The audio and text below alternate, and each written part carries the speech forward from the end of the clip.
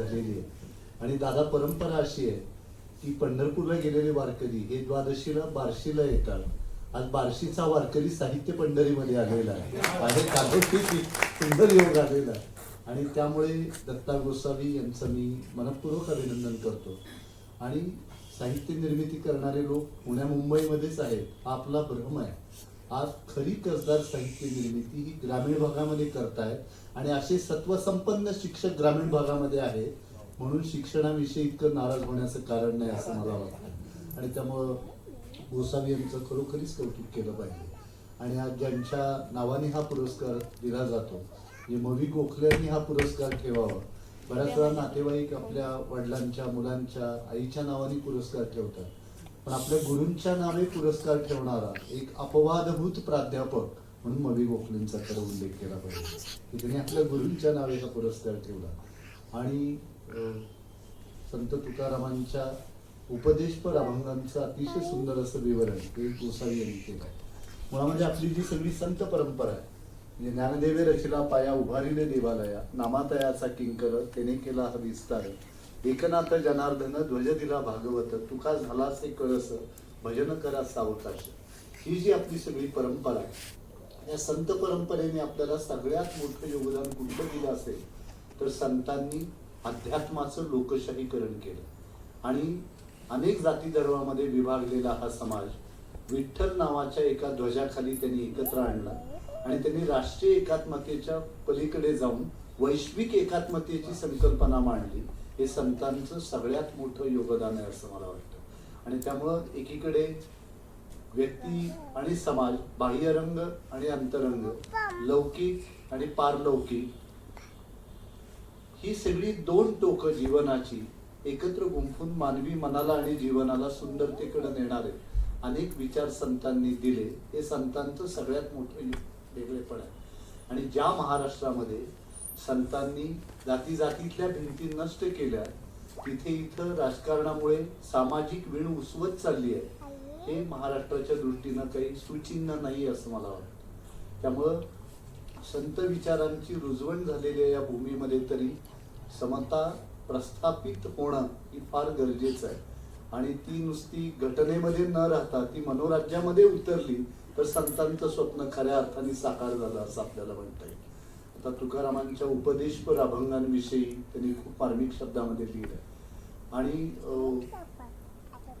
तुकारामांचं हे वेगळेपण आपल्याला समजून घेतलं पाहिजे की अतिशय परखडपणाने कर्मसिद्धांत त्यांनी सांगितला. म्हणजे अनेकदा जीवनामध्ये आपल्याला कठोरपणे त्या कर्मसिद्धांताचं आचरण करावं लागतं. तुकाराम महाराजांचा एक अभंग आहे मढे झाकुनिया करती पेरणी कुणबिया सेवाणी लवलाही तयापरी करी स्वहित आपुले. आपल्याला माहितीये की पाऊस पडल्यानंतर वापसा होतो आणि त्याच काळामध्ये आपल्याला पेरणीसाठी पाबर धरावी लागते. अशा काळामध्ये जर शेतकऱ्यांच्या घरामध्ये मयत झाली तर काय करायचं. तुकाराम महाराज म्हणतात की मढं झाकून ठेवा आणि आधी पेरणी करा कारण पेरणीची वेळ निघून गेली तर तुमच्यावरच मरणाची वेळ येईल. इतका कर्तव्य कठोर होऊन कर्मसिद्धांत सांगणारा दुसरा संत आपल्याला मराठीमध्ये कुठलेही दिसणार नाही. आता दीपू चित्रेंचा वारंवार उल्लेख या ठिकाणी दिसतोय. तुका सेज या नावाने त्यांनी तुकारामांच्या अभंगांचा इंग्रजीमध्ये अनुवाद केला. इंडिया टुडे मध्ये एक गोष्ट वाचली की परदेशामध्ये हृदयावरती शस्त्रक्रिया करणारे सर्जन शस्त्रक्रिया करत होते आणि ती शस्त्रक्रिया पूर्ण झाली शेवटच्या टप्प्यामध्ये होती. ते सहज बाहेर त्यांच्या विश्रांतीच्या खोलीत आले. सहकारी डॉक्टर त्यांना मदत करत होते आणि त्यांनी मोबाईल सुरू केला तर मोबाईलवरती संदेश आलेला होता की आपल्या एकुलत्या एक मुलाचं अपघाती निधन झाले. तर त्यांनी मोबाईल बंद केला आतमध्ये गेले सगळं ऑपरेशन पार पडलं आणि बाहेर आल्यानंतर आपल्या भावनांना वाट मोकळी करून दिली. तेव्हा सगळ्या नातेवाईकांनी आणि मित्रांनी त्यांना विचारलं की इतका कठीण प्रसंग येऊ नये तुम्ही हे ऑपरेशन कसं काय पार पाडलं. तर डॉक्टर म्हणाले त्यावेळी मी एकच विचार केला जो गेला तो गेला ज्याला वाचवणं शक्य आहे त्याला आपण वाचवलं पाहिजे. आणि ही प्रेरणा कुठून मिळाली तर तुका सेज दिलीप पुरुषोत्तम चित्र्याने जो अनुवाद केला त्यातली मढे झाकुनिया करती पेरणी या अभंगाने त्यांना प्रेरणा दिली. तर हे संतांचं जे साहित्य आहे ती एक सकारात्मक विचारांची आरास ही संपूर्ण संत साहित्यामध्ये आपल्याला दिसते. आज समाजामध्ये नैराश्यवाद इतका वाढलेला आहे की आपण पदोपदी छोट्या छोट्या गोष्टींनी निराश होतो. म्हणजे तुकाराम महाराजांनी सांगितलं की सुख पाहता जवा पडे दुःख पर्वता एवढे. सुख छोटच आहे. गदिमांनी पुढे वेगळ्या टप्प्यावरती सांगितलं की एक धागा सुखाचा 100 धागे दुःखाचे जरतारी हे वस्त्र माणसा तुझ्या आयुष्याचं. ज्ञानेश्वर महाराजांचं उणपूर आयुष्य पहा. त्या आयुष्यामध्ये किती संकट आली, म्हणजे मानभंगाचे प्रसंग आले, अपमान झाला, उपेक्षा झाली, पण त्याचा साधा उल्लेखही त्यांच्या साहित्यामध्ये आपल्याला कुठे दिसत नाही. तुकाराम महाराजांच्या आयुष्यामध्ये किती संकट आली. पुण्यापुऱ्या 43 वर्षाच्या आयुष्यामध्ये म्हणजे दुष्काळ पडला, व्यापार बुडाला, पत्नी आणि मुलाचा करुण अंत झाला. क्षणभर तुकाराम महाराजांना सुद्धा असं वाटलं, लज्जा वाटे जीवा त्रासलो या दुःखे व्यवसाय देखते तुटी येत. पण तेच तुकाराम महाराज पुन्हा संकटावरती स्वार होतात आणि म्हणतात, बरे झाले देवा निघाले दिवाळे, बरी या दुष्काळी पीडा केली, अनुतापे तुझे राहिले चिंतन, झाला वमन हा संसार. तर ही सकारात्मकता संत साहित्याने आम्हाला दिलेली आहे. आणि त्यामुळं आज नैराश्यवादाच्या गर्तेमध्ये सापडलेल्या समाजाला संत साहित्यातून हा आशावादाचा प्रकाश मिळू शकेल असं मला वाटतं. आणि तोच प्रकाश आपल्या पुस्तकातून परावर्तित करण्याचं काम हे दत्ता गोसावी यांनी निष्ठेने केलंय, याचा मला अतिशय आनंद होतोय. आणि त्यामुळं हे उपदेशपर अभंग जे आहेत त्याचं म्हणजे विवरण करत असताना साधी सोपी भाषा, म्हणजे आपण तुकारामांचं संबंध एकूणच संत साहित्याचा जर आपण विचार केला तर भाषेचं सौंदर्य, कल्पनेचं वैभव आणि उदात्त विचार यांचा सुरेख संगम आपल्याला या संत साहित्यामध्ये दिसतो.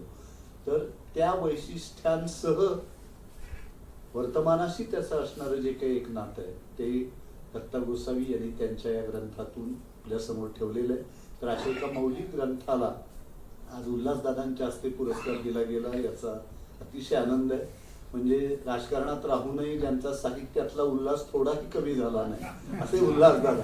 म्हणजे हे मी तर नेहमी म्हणतो की उल्हासदादा आणि श्रीनिवास पाटील अशी माणसं होती ही दंतकथा वाटेल राजकारणामध्ये, अशी परिस्थिती आहे. कारण त्यांना ओवीपासून लावणीपर्यंत आणि आगरकरांपासून दाभोळकरांपर्यंत सगळा महाराष्ट्र माहिती आहे असे उल्हासदादा आहे. आणि त्यामुळं ते त्यांच्या हस्ते हा पुरस्कार दिला गेला याचा मला अतिशय आनंद होतोय.